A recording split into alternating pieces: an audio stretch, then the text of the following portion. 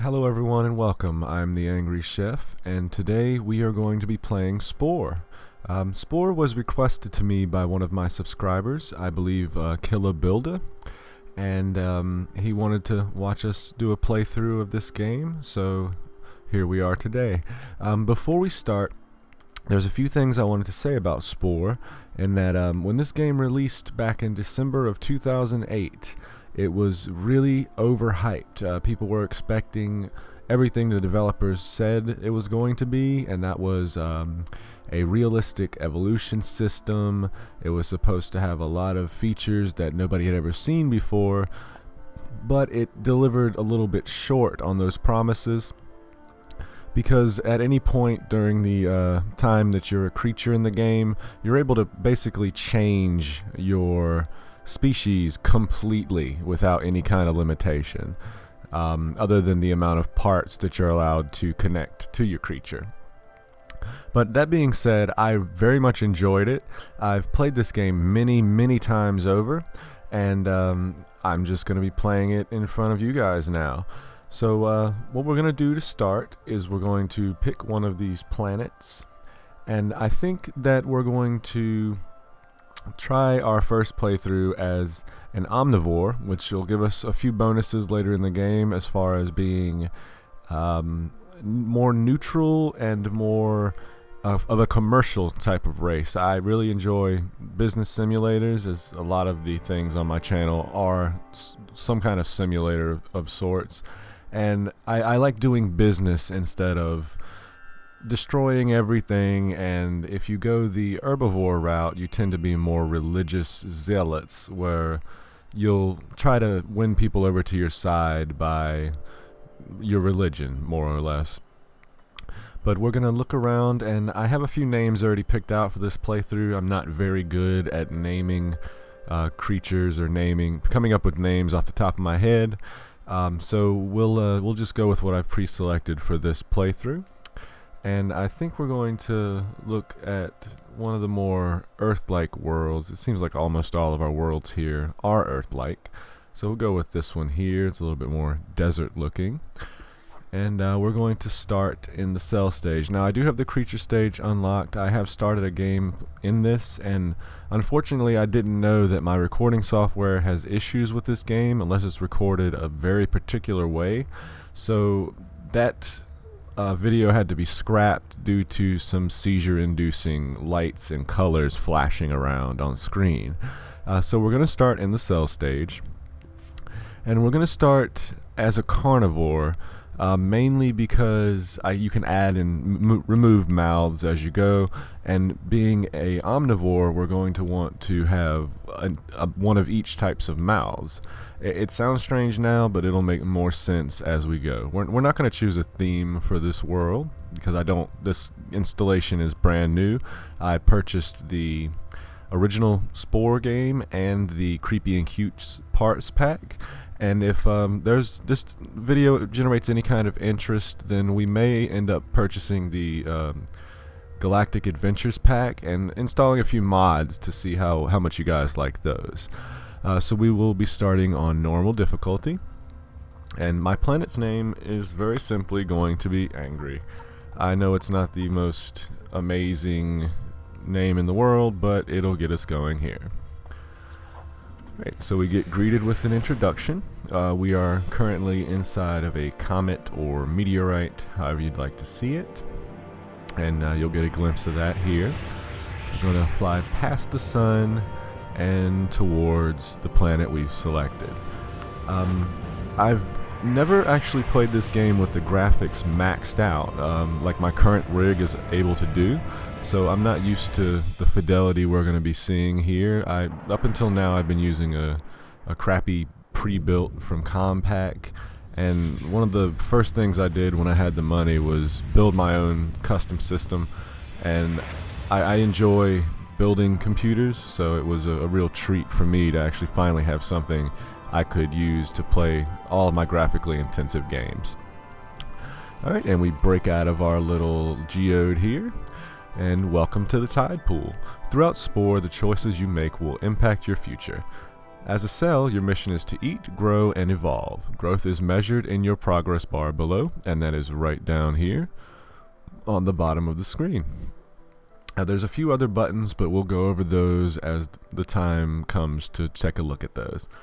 Alright, so I'm going to use my keyboard for movement. I believe you can click to move, but I'd rather use the keyboard as it makes it a little bit easier, so you may hear some key clicks as we play. Okay, making progress. This is your progress bar, and it's flashing for us now.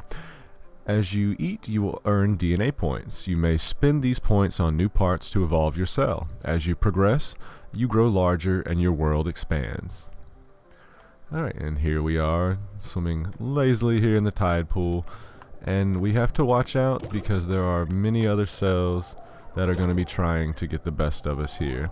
And being that we're omnivores, we're going to need to balance meat and vegetable consumption. But we don't have the DNA right now to purchase the correct mouth. We'll wait till we get up to about 20 and we'll add a herbivore mouth to our creature. Alright. And we have a Pokey over here taking a look at us. He's a herbivore, so we don't have to worry too much about him. And over here we have a Chomper, and he will most definitely try to eat us if we get near him. Alright, and we have a few other carnivores swimming around. We want to avoid them. I believe to get our first mouth, we are going to have to raise 15 DNA points, and we do that specifically by eating. Other cells and meteor bits are the key to finding new parts. When you see the new part appear, swim over the token to collect it. So you saw the Chomper there just destroy that guy, and he dropped us a little medal that has a new part inside. And this part is a spike.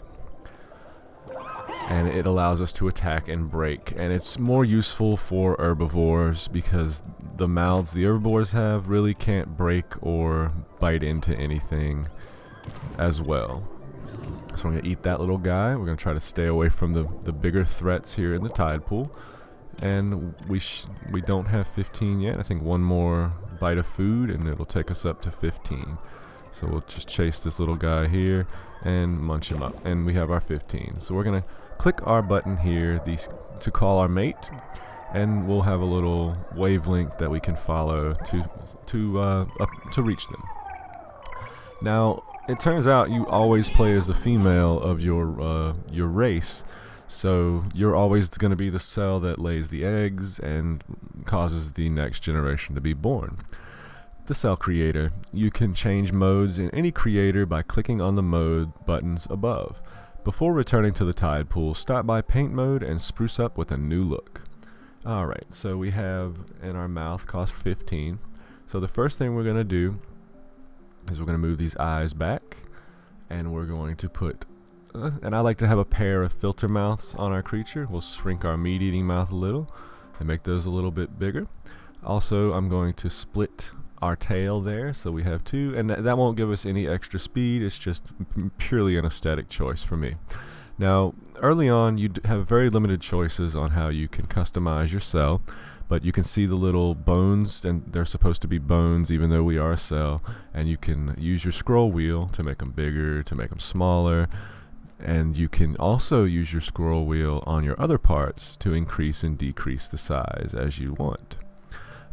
Again, once we get into the creature stage, you'll see a lot more customization options, and we'll be getting into that before the end of this video, so I will demonstrate a little bit further.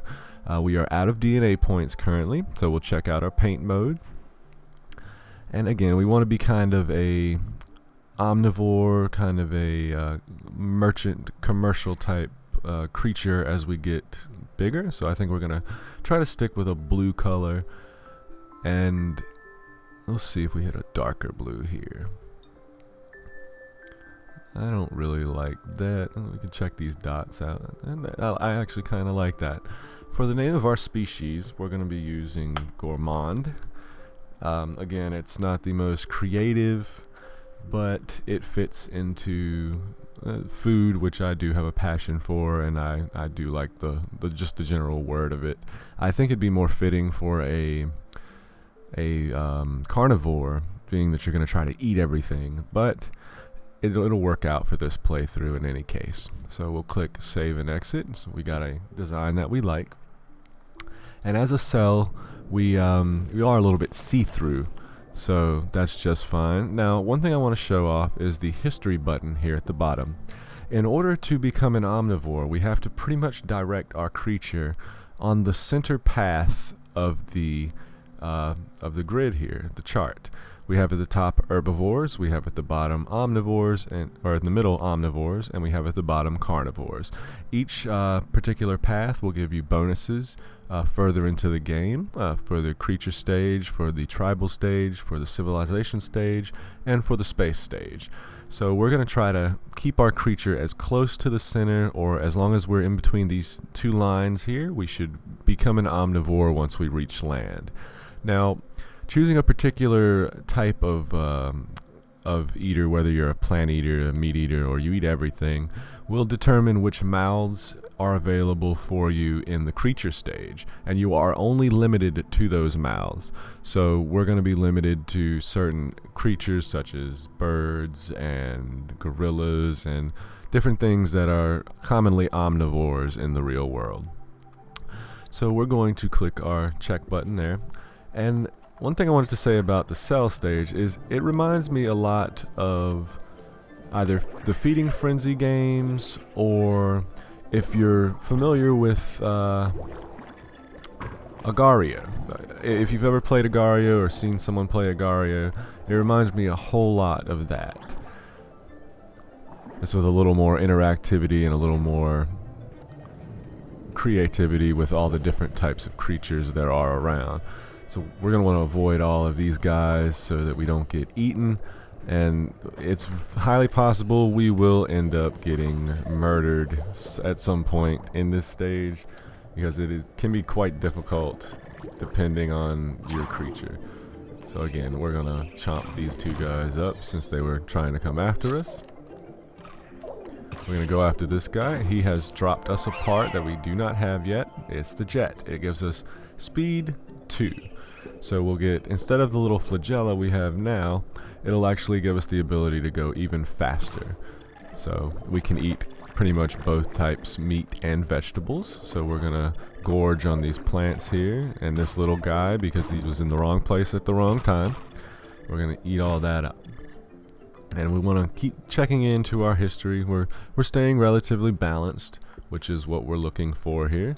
We'll have some more of these plants, and we're getting even larger. And as we get larger, you'll see the variety of creatures around us, and everything else will increase. So there'll be really, really different creatures and a lot more danger to us as we get higher in the food chain. See, this guy here has something called a proboscis, and we need to get out of here before we get munched. I want to get this part. We picked up the poison part. That is great, and we want to go after this guy to see if we can't get his proboscis. So we also... Oh, leave me alone, ducky. So we did pick up the proboscis as well. We now have 20 points to evolve. So I think we're going to click our call a mate button and swim over and find our mate before we get eaten. It is just an increasingly violent place in the Tidepool. So anytime you're actually mating, you're invincible to all the other cells, so you don't have to really worry about where your mate is, as long as you don't get eaten before you get there. So we have our new parts that we unlocked, and since we're having both mouths right now and it's costing us 30 DNA, we'll go ahead and ditch all of these, and we'll switch them in favor of a proboscis. A proboscis will allow you to eat meat and vegetables, but we can't eat the meat bits anymore. It'll be more or less limited to actually thrusting it into other creatures and sucking out the juices. So we'll also get rid of our flagella, and we'll buy a jet to put on the back of our creature. We'll go dual jets, and let's see, we'll not one eye. We'll move our eyes out, balance our creature out a little more.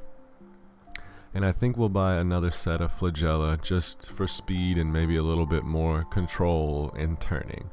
We'll take a look at our painter. We'll go ahead and give our creature a new paint job as well. And let's take a look here. Let's see what this one looks like. I don't really like that. It looks like a bunch of blotches. This is pretty neat, but maybe in we'll stay with our blue coloration. I kind of like that. Our cell's starting to look a little bit like an alien. And we'll go back into the Tidepool. Alright, and we'll head off in this direction. We'll check our history very quickly. We're starting to lean a little more towards the herbivore side, so we want to try and eat a little more meat, it seems.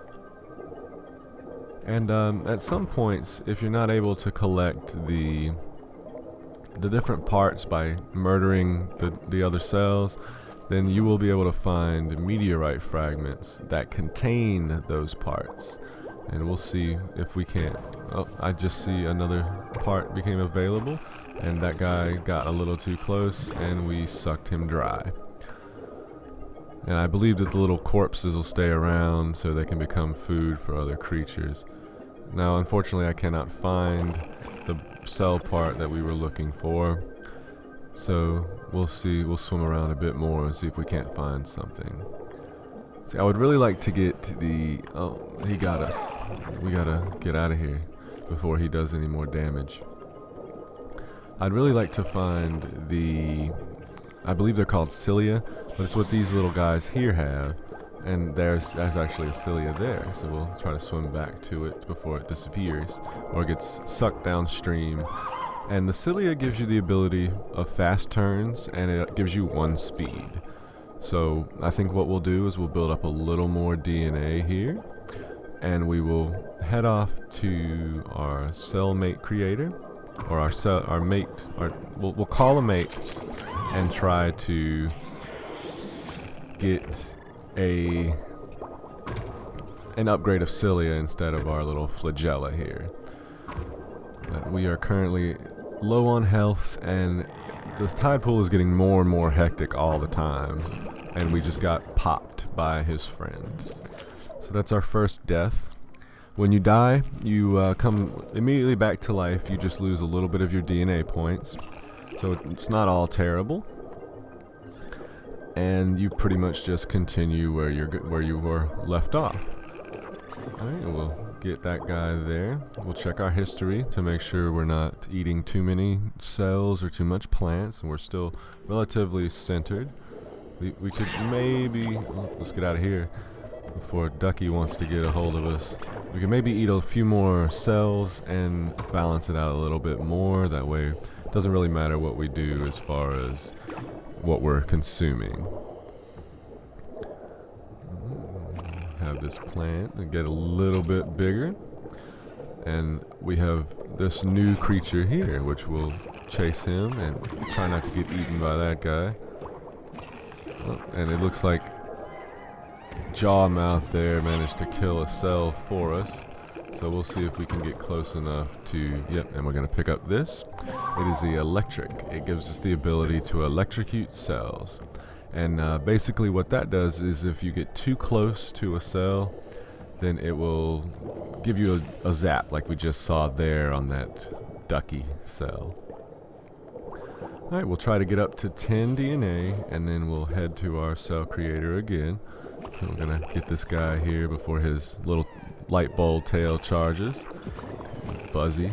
Buzzy has become dinner. He has a nice little pool of blood around him to let us know that we have indeed killed him. We're gonna eat these plants since there's nobody bothering us here. And we've gotten 10 DNA, so we're gonna call up our our mate, so that we can evolve a little bit more. And they're so happy, they're in love, and we're gonna lay an egg and go back into our creator. Alright, the first thing we're going to do is drop the flagella. The cilia is going to cost us 15, but it does give us the ability to turn fast. We're going to make those a bit bigger. I think we're going to increase the size of that. and we are going to, I still like our paint job, so I think we're going to stick with it for now, and we're going to head back to the Tidepool. We'll take a look at our history really quick. We're still steady on the path to becoming omnivores, so that's great, and we can even go as far as to eat a little bit more meat. As you can see, we can turn really fast now, so we can almost do a complete 180 with just the press of a key on the keyboard. We want to avoid all these giant monstrous cells we have in here.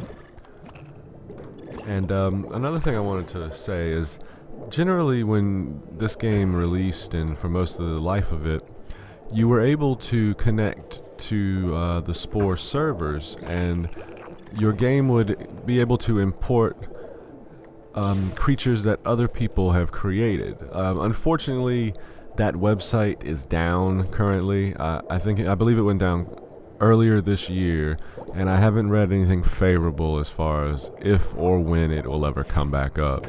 So I'm gonna try to again look into the Galactic Adventures pack and maybe get a few mods, or maybe even a few creature packs that we can put in if there's enough interest for it. The purple trails you saw in the water that were being put out by that pufferfish are actually poison. If we get a little closer, you can see him again. He has a little poison pod on the back. We got electrocuted there, but he's going to pay for that. But if we go through that poison, it'll actually hurt us, so we want to try to avoid that now as well. A little more cell diversity since we're getting farther and farther up the evolutionary ladder. I'm going to have this little piece of seaweed here for dinner. We're swimming against the current, so it's not really helping us out very much. I think we'll get another 15 DNA, and we'll add another set of cilia to our cell, which we have just done by eating that cell. And we'll swim down here and go back into the creator to add another set of cilia, so we get a little bit faster and we are able to turn a little better. So all we're going to do is move these forward a bit. We're going to put these here. Now we're starting to look kind of like a bird, or I'm not entirely sure. Something from Avatar maybe? Alright, we're back in the Tidepool. We'll check our history again. We're going to go pretty much primarily meat eater at this stage, just to make sure we don't and I got zapped, and we got murdered by the pufferfish, slamming everybody together. That's unfortunate, but it does happen in this game. You die a little more than you would like. Come here. I got him. So that's another dude. And like I was saying, we can no longer eat these little meat bits, no matter what we do. We swam right into those spikes. No matter what we do, because our proboscis will not allow us to eat them. So and we got killed yet again.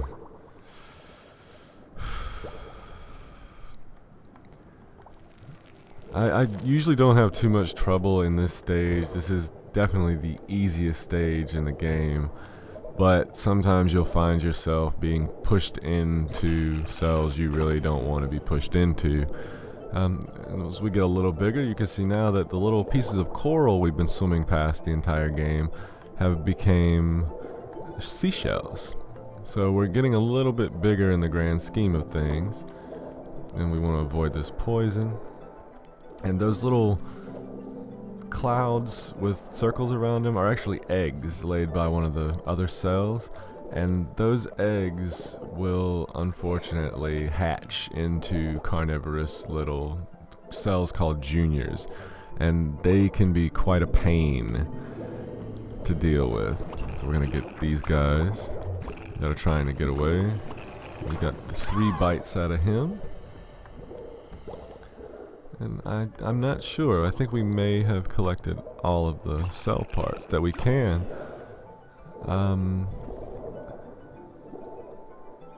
Let's take a look. Let's see if we can't find a new cell or a new part.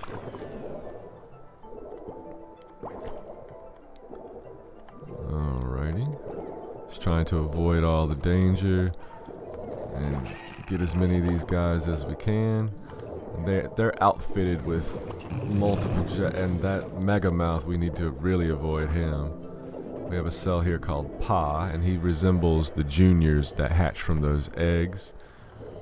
We got stabbed, and that's okay. That's okay. We got plenty of health left. Megamouth has 5 mouths, and we need to avoid each and every one of those mouths if we want to make it further. We're just gonna swim along. And then generally in this stage, there isn't a whole lot to talk about because it's pretty much the same thing over and over. And that choking sound means that we got caught in the poison of the puffish right there. And he bit us, and we have died again. Dying is a little frustrating early on. Again, I don't usually have this much trouble. It could be the nervousness from being on the microphone.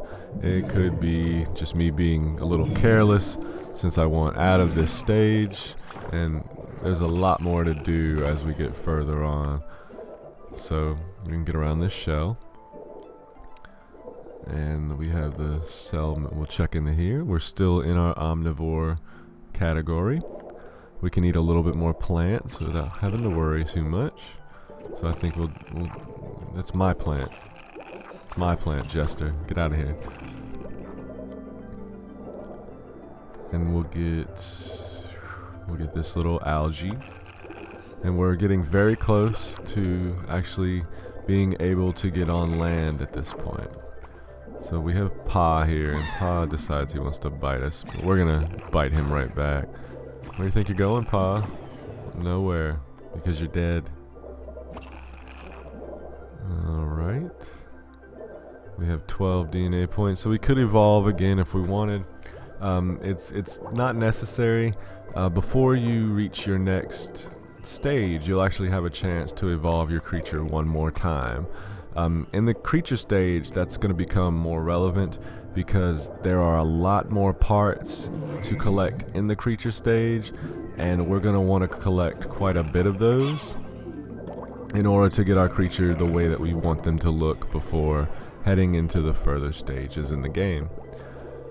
So we're being chased now, and we're going to go ahead and get some of our health back from him, put him out of his misery. And I think 1 or 2 more bites will do it. So we're gonna get Pa here. Oh, and we got bit by that squid looking guy. And we got killed again. Lordy, lordy, lordy. Luckily we don't lose our progress, like I was saying earlier. Now, I think we've actually collected all of the parts in this stage, which is good, which is great. There's not too many parts. I think there's 6 that we can collect that we haven't already collected. And we've managed to max out our progress bar, and we grew a brain. Congratulations, you're on the path to sentience. When it comes to swimming in sludge, you rule the pool. When you are ready to stretch your legs in the big wide open, click the advance button. So we're going to evolve legs and go to land, and I think we are pretty much done here. This guy swam right into our proboscis. So we're going to take a look. We've managed to end up in the omnivore path. This timeline shows the history of the actions you have taken during life as a cell. You have established a trait which earns you unique abilities that will benefit your future generations. Which path have you chosen? And it'll give you a little timeline of the events in our cell's history so far. And it took us 3 billion years to evolve to the point that we are now. And it gives us a little nice readout at the top of exactly how long it took. So being an omnivore, we are going to unlock Summon Flock in the creature stage, which summons a flock of minions to help us socialize or fight, which both will be important as an omnivore. We gain Flying Fish in the tribal stage, which allows a chieftain to summon a serpent to scare fish from the sea. We gain the Static Bomb in Civilization, which it gives us the ability to temporarily immobilize vehicles, turrets, and buildings, and that'll be important later. And we have the Gentle Generalist in the space stage, which gives us a discount on all standard equipment. And in the space stage, standard equipment contains things such as settlement packs and battery upgrades, upgrades to our hyperdrive, and I think that even includes the equipment we use to terraform planets to make them livable. So we're done with that. We will click our check button, and we will go into a Cell Creator menu, where now you can see everything has become 3D. Well, we'll go ahead and we'll get rid of all the parts we have on our creature right now so that we can get all the DNA that we have currently and see what we're working with. I think we're going to try to start out with something that's kind of small, maybe even a little bit resemblance to the little robot, walking robot mouths in the Teenage Mutant Ninja Turtles. I like to start out this way usually, and it's just personal preference. But as you can see, now that we have a 3D cell creator, we can grab each individual spinal column. We can still shrink and raise them by scrolling with our mouse wheel, but we can adjust the creature's spine by spine, or spinal column by spinal column rather, and we can kind of set any kind of orientation we'd like. If we want them to be more upright, or if we want them to be more of a flat cell, we can do whatever we want basically. But we'll have him like this. We'll pick some basic legs to start him off,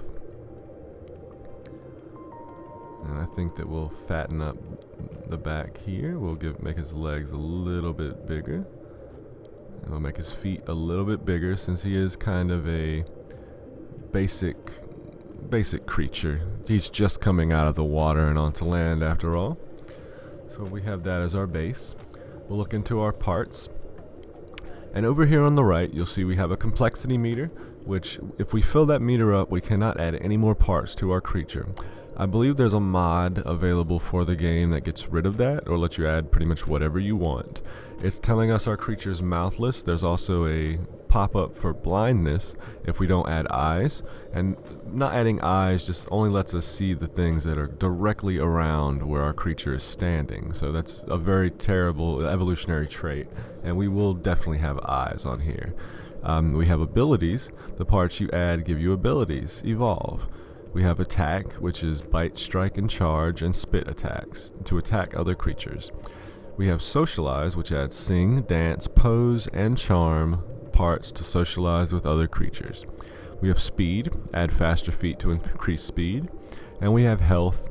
Each brain level upgrade will add to your health, and you can buy armored parts to help you survive in combat. So we start with 10 health as a brand new critter.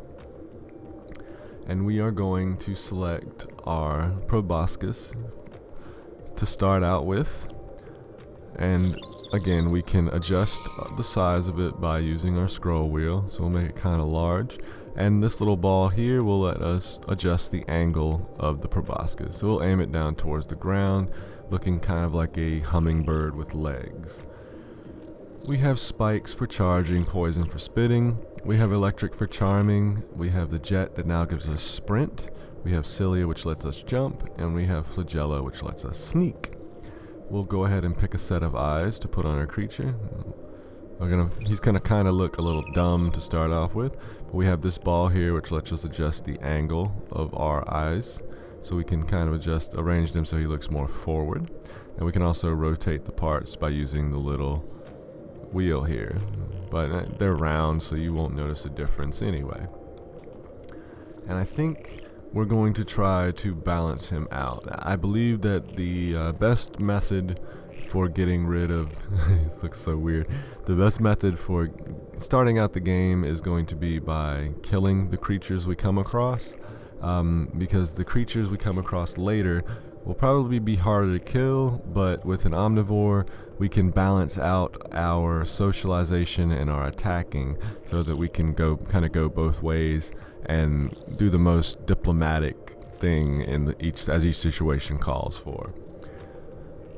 Okay, so we're gonna go with, I think we're gonna get him a few jets because I really enjoy the sprint ability, and we're gonna put those at the back of his ankles. We can adjust the angle on these as well, so we're going to aim them straight down. And I think we're going to shrink him up a little bit, kind of like he has jet boots. We're going to put a spike on him, or a couple of spikes, so that we can fight back if anything decides it wants to come after us. We're going to put those right near his eyes here. We'll make them a little bit bigger. Okay. And I think we're going to pick up the charm as well. That way we can use that if we do decide that we're going to do a little bit of socialization early on. And we have all that set up. We can still afford a part, but there's nothing we really need, and we only have 10 points, so we'll save those for now. We'll go into our paint stage, which has got a lot more interesting from before. And we can pick these pre-made paint colors, or we can click on here to go to the creepy and cute pack of paint colors. We can look at a few of those here. I mean, that's kind of interesting. But I think we're going to make our own pattern, and we can go up to the button here that's for partial styles. We'll start by selecting a base for our creature. And I think we're going to go with a, maybe a scaly base, but in blue. Maybe we can go with a smoother base, like this base here, which is smooth. And I actually like it. It's very shiny with the graphics set as high as they are. You know, to be honest, this game really hasn't aged too badly as far as the character models go. And I've seen everything from people who've created Chinese dragons to people who have created almost humanoid type creatures where it's almost looks just like a person. So we'll start with this shiny blue as our base. We can go down to our coat, and I like the black stripes here as a coat. And then we can go down to our detail, and I think we'll pick the black striped legs as our other detail. And I really like how that looks. It makes us look kind of like we're poisonous. So hopefully it'll be able to at least keep the predators off us for a little while. And as you can see, his eyes will change to match the colors you've selected. Your little detail coloration on your parts will also change to match what your coat and your detail are as well. So I'm relatively happy with that. We'll save and exit here, and our creature will swim up and start to go on land for the first time. And we have a loading screen that tells us the current stage we're going into. It has a little bit of nonsense here, like all the Maxis games are used to. And on the bottom it'll show us some of the species that we may run into. And since we only have the Maxis species with the network not being active, we only are going to have the Maxis created creatures in this playthrough. So he's going to call his friends, and that's all the other cells that we've managed to bring to adulthood and onto land.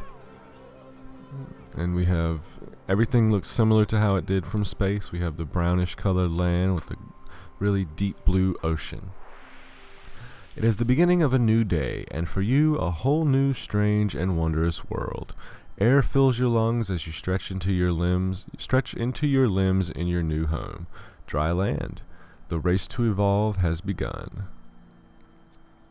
So welcome to land. You are now a creature, surrounded by your nestmates. To evolve, you will need to meet the other species on this planet and earn DNA. Earning DNA moves your progress bar. Let's take a look.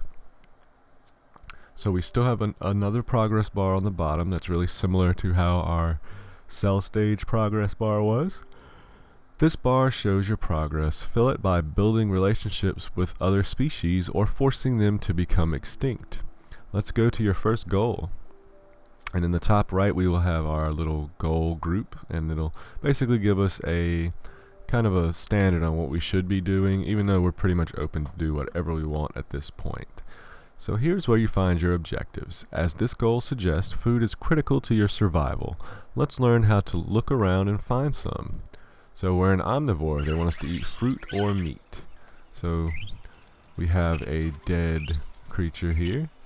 We're going to eat a little bit of meat from the bird monster, and that is a Maxis created creature. If we hold the right mouse button, we can rotate our camera and see our guy in a little more detail. We can zoom in and out like any other game where you're playing in third person. We have our little nest here with our babies, which are always going to have bigger eyes and look a lot cuter than your adults will. And over here we have a skeleton. So we can eat these fruit. And we do have a hunger meter down here on the bottom right underneath our health. And we have to eat constantly to stay alive. So he doesn't seem to want to eat that fruit. So we'll come over here and see if we can't get onto some of this fruit. And he picks the fruit out of the tree with his mouth, since he doesn't have any hands or anything like that. We have a tunk over here that wants to take a look at us. So we'll click on him. Who's this? You've met a new species. Care to make them a friend or foe? Set your stance and get ready to sing or snarl at your newfound neighbor.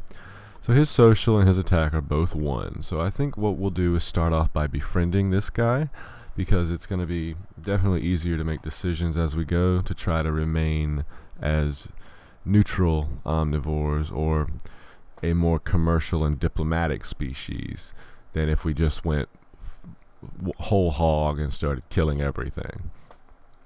Your stance sets whether you attack or play nice with another creature. Before you interact, click the green button to make friends or the red button to make dinner, then use each ability button.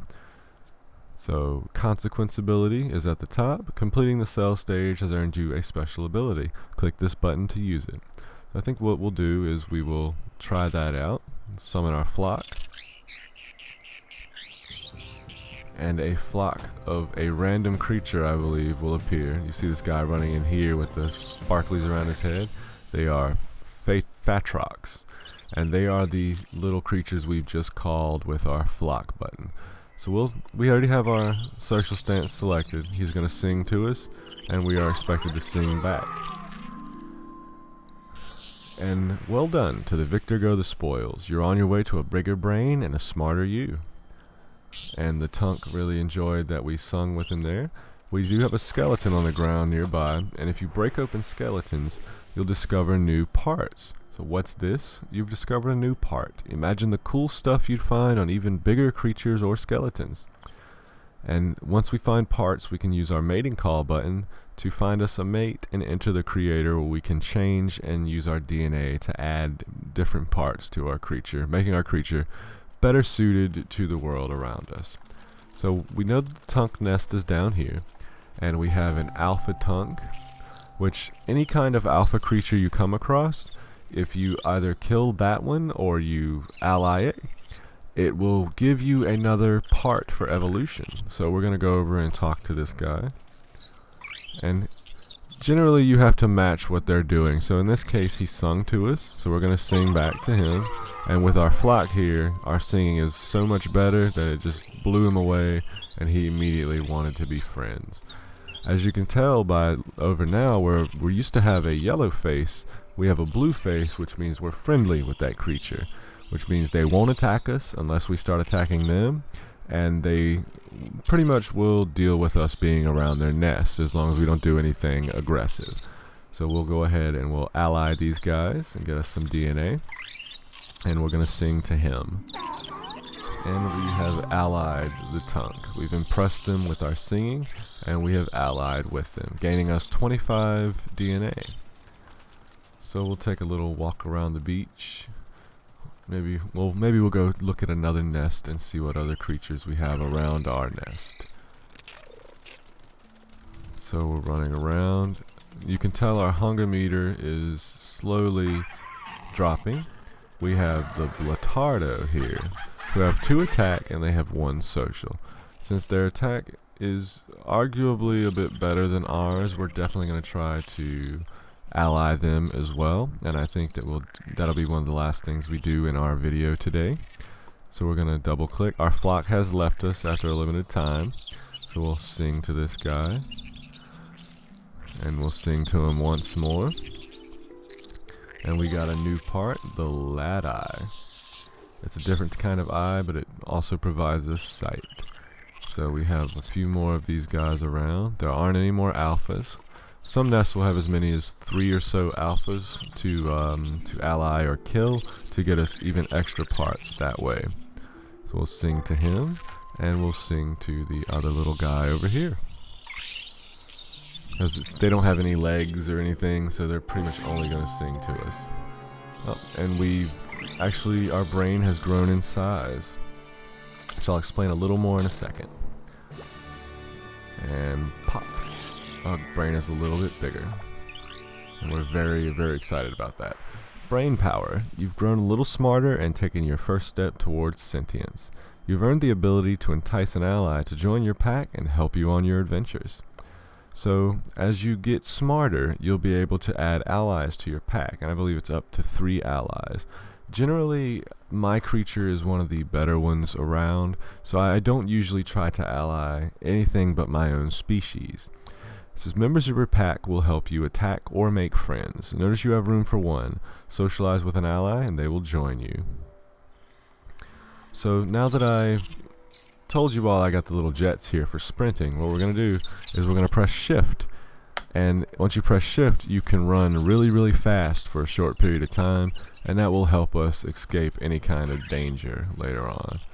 And it lasts up until you press shift again. So we see our another person of our species here. We will double click them to socialize, and they are using charm. So we need to use charm and match what they're doing.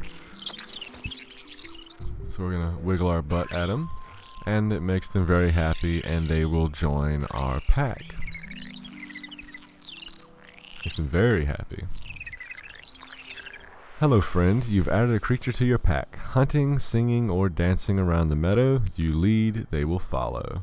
So they will attempt to do everything that you do. If you socialize, they'll socialize with you, making your socialization that much stronger. If you try to attack, then they will either attack the creature you're attacking, or they will attack one nearby to them. And we'll have a look at our history. And again, if we want to stay adaptable, which I'm looking to do the full playthrough as the center between being a predator and being a social creature, we're going to want to try to keep our bar in the center when we evolve to the tribal stage. I believe after we hit a certain point, it won't affect it anymore. I could be wrong, but we will definitely attempt to be very balanced in how we do things. Since we've allied the last 2 creatures, the next creature we meet, we might go ahead and just wipe them off the face of the planet and make them extinct. And we can show a little bit more of that later on. But as for now, we've made our way through the Tidepool, from the bottoms of the muck to the top of the Tidepool, and we've managed to make it on land and grow legs for the first time. I think that's going to be a good place to stop our video today. So without further ado, thank you all very much for watching my video. If you liked or disliked the video, leave me a comment. If you have any kind of recommendations or suggestions for my next video or for anything you'd like to see on the channel, send me a shout out on Twitter or let me know right here on YouTube, and I would be more than happy to see what I could do for that. And I'd also like to give a shout out to Killah Builda. Thank you very much for recommending this game. I really have a lot of love for it, and it's only going to get better as we go. Thank you all again for joining me today, and you all have a great day.